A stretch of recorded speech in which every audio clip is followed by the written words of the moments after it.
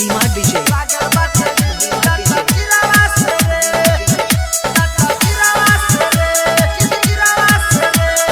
देखिए के सखी मुस्काइल हाथ धैले रहे फोरजी मोबाइल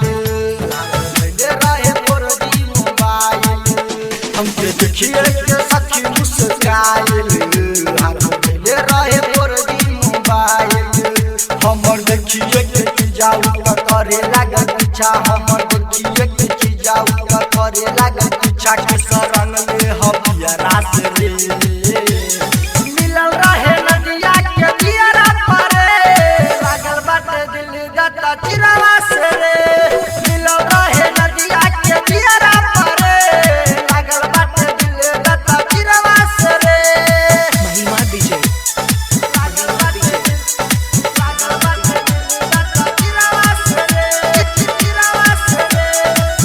अकेले रहे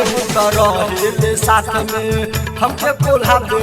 मीठी मीठी बात में सखी रे बतियाई तो सोचनी हर रात में हमरे जे दिल लगैल ओकरे रे साथ में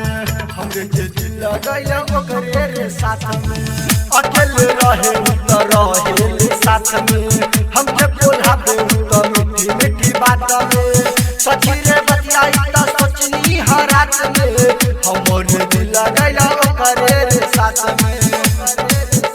काम होई गइल से सखी भइल जब भेट काम होई गइल से सखी भइल जब भेट देखे लागल हमरा नियरा से मिलल रहे नदिया के दियरा पारे लागल बाटे दिल दाता चिरावा से रे मिलल रहे नदिया के दियरा पारे लागल बाटे दिल दाता चिरावा से रे महिमा डीजे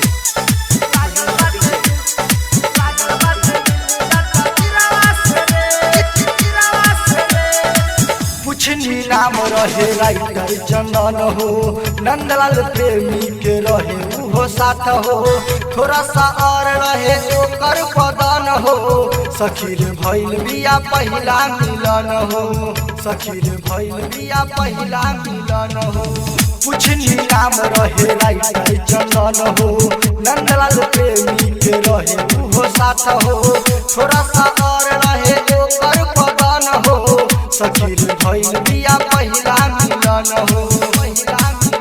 हमर दिल घबराइल रहे गाड़ी से आइल हमर दिल घबराइल रहे गाड़ी से आइल देखे लागल हमरा नियरा से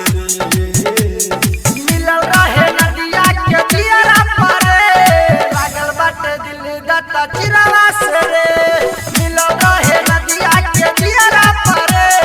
लागल बाटे दिल दाता चिरावा से रे हमके देखिए के सखी मुस्काइल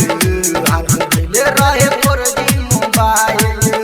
हमर देखिए के जाऊ त करे लागल पीछा हमर देखिए के जाऊ त करे लागल पीछा के शरण में हबिया रास रे।